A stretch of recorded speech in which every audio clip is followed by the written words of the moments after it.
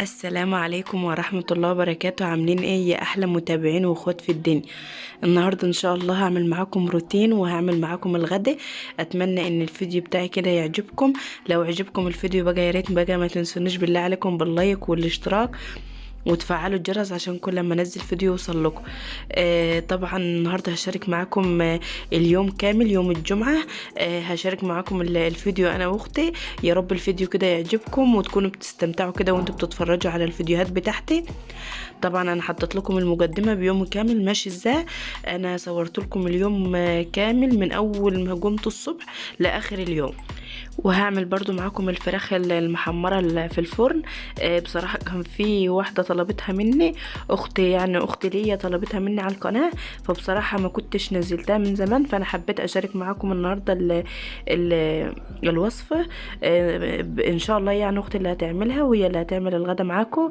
يا رب بقى تفرحوها في الكومنتات كده وتقولوها تسلم ايدك. ما نحرمش منكم ابدا ولا من الكومنتات بتاعتكم. بجد كل ما بسمع الكومنتات بتاعتكم بكون سعيدة. يا رب كده اكون عند حسن ظنكم.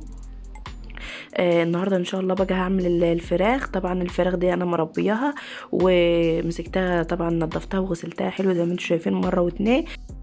طبعا كلنا عارفين يعني سلق الفراخ. همسك بقى احطها كده اشوحها. اهم حاجه تحطها في الحله لازم تكون سخنه عشان تديها صدمه. احط لها بقى بصل وهحط لها طماطمتين كده وهحط شويه فلفل اسمر وهحط الملح. حط بقى التوابل اللي انت تحبيها. انا حطيت هنا حبيتين قرنفل كده وهقلبها حلو بقى، وحطيت برضو فصين توم وهسيبهم بقى يشوحوا براحتهم خالص. اغطي عليهم واحط لهم بقى الميه يغلوا على طول لحد بقى ما تشوح حلو كده وبعد كده هعمل يعني المكرونه. هنا بقى انا حطيت توم ياما لان التوم ده هحط منه للفراخ، هحمر منها للفراخ وهحط منها للمكرونه. انا قشرت شويه توم حلوين كده وقطعتهم زي ما انتم شايفين وهحمرهم. وبعد كده هضرب طماطم كده في الخلاط. طبعا انا زودت الفراخ قدامكم اهي وهسيبها كده على نار واطيه براحتها خالص على ما اكمل بقيه الغد. عايزه اقول لكم ان الفراخ دي يعني ما خدتش غلوتين بالظبط وكانت طابت وكانت مظبوطه معايا. هنا بقى حطيت الطماطم وحطيت الخلطه اللي انا جايله لكم عليها وحطيت شويه فلفل اسمر كده. انا بحط على الفلفل الاسمر شويه ملح. طبعا مش هاجي افرح الحاجه لحد ما تستوي، انا هسيبها على نار كده بالراحه فرحي كده. وطبعا باخد بالي منها وهمسك بقى انضف الشقه حواليا. كان عندي شويه هدوم كده استنيت لما الشمس كده تيجي عليهم وبعد كده لميتهم. وبصراحه كنت مصبنه برضو. ولميت الهدوم ونشرت الهدوم اللي كنت مصبناها. اختي بصراحه هي اللي كانت ماسكه الغدا، يعني هي اللي عملته. وانا مسكت الشقه كده نضفتها ومسكت الهدوم طبقتها وكنت بصبن برضو ونشرت الهدوم. وهتشوفوا كل حاجه معايا في الفيديو. فيديو النهارده ان شاء الله انا شامله لكم اليوم كامل عشان خاطر تستفادوا منه واوريكم برضو يومي ماشي ازاي. همسك بقى الهدوم دي، هي كانت بصراحه كلها هدوم اطفال. همسكها برضو اطبقها كده واحطها في الدولاب.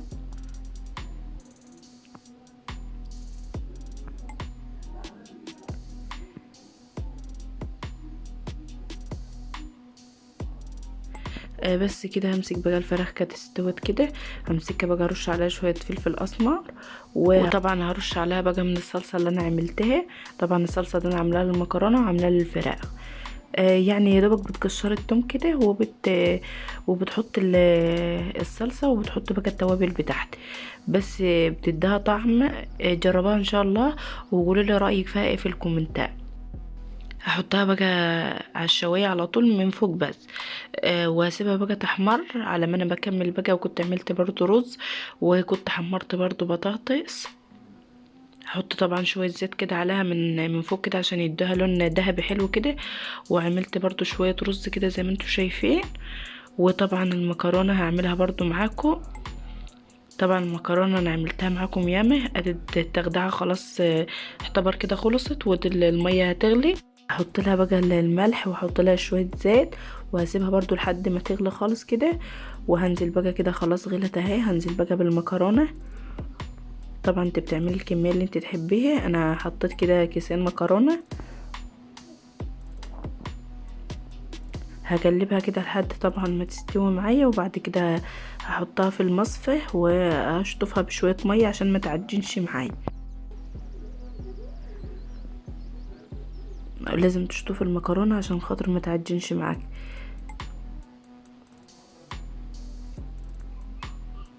طبعا البخار عامل عشان الكاميرا. لو انت سبتها بقى كده من غير ما تشطفيها هتكمل السوى وهتعجن معاك على طول، فانت على طول اشطفيها بالميه، توقفي عمليه السوى عشان السخونيه بتاعتها، فتبقى معاك المكرونه مظبوطه واستحاله تعجن معاك. هحط لها بقى شويه فلفل اسمر وهحط شويه زيت برضو، وحطيت الصلصه زي ما انتم شايفين كده. بس هنا خلاص هقلبها بقى واسيبها على نار واطيه لحد ما تتلدن بس وتبوغ بس كده، وبعد كده هطفي عليها على طول. والناحيه التانية برضو كنت بقلي بطاطس، والفراخ برضو كانت بتتحمر في ريحي، والرز كنت عملته. وده طبعا الفراخ شايفين شكلها، والطعم كمان احلى. انا عايزاكم بس بالله عليكم تجربوها وتقولوا لي بالله عليكم رايكم فيها ايه. شايفين اللحم من جوه ابيض ازاي، وشربتها برضو رايقة وحلوة ازاي. انا عايزة اقول لكم لو انت عملت التشويحة دي مش هتطلع معاكي ريم ولا اي حاجة من دي. بس هنا خلاص. ودي الشوربة، شايفين الشوربة رايقة وحلوة كده ازاي. بس هنا خلاص، وده كان غدانا النهاردة.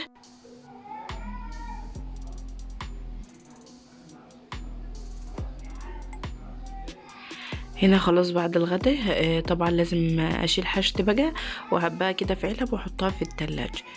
كان فاضل برضو شوية مكرونة، وكان فاضل شوية رز برضو، وكان فاضل برضو شوربة. هعبي كل حاجة في العلب واحطها في التلاجة، وهمسك بقى المطبخ كده انضفه عشان اغسل برضو المواعين.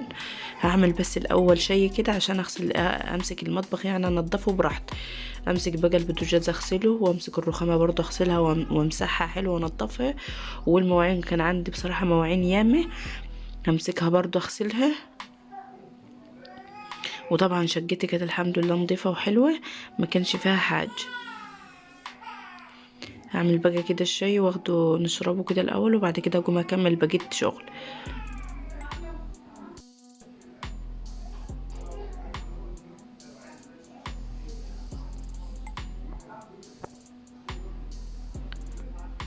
بس هنا كنت غسلت المواعين، هشطفها برضو معاكم وهسيبها كده على الترابيزه تتصفى خالص براحتها، وبعد كده هحطها في المكان بتاعها. انا بوريكم يومي بس ماشي ازاي.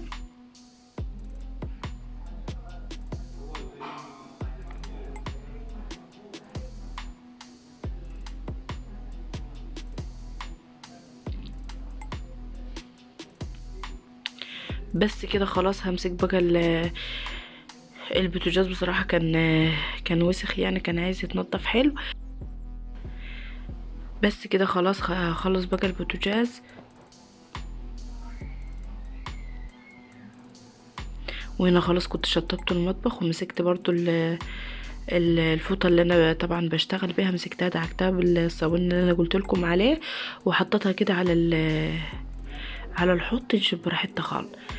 بس هنا خلاص، وشايفين كل حاجه أنا الحمد لله مسكتها دعكتها ونضفتها حلو. وطبعا شايفين كميه المواعين كانت جدين يعني. مسكتها برضو دعكتها كده وسبتها براحتها خالص، وبعد كده احطها في المكان بتاعها. ايه رايكم بقى في المنظر الطبيعي الجميل ده؟ طبعا ده كان كنت رحت خلاص عند اهلي، حبيت برضو احط لكم الفيديو المقطع ده. جبت برضو فول، هو بصراحة كان لسه صغير فجبت شوية صغيرين، كان لسه يعني ما استواش خالص، فجبت قرنين كده.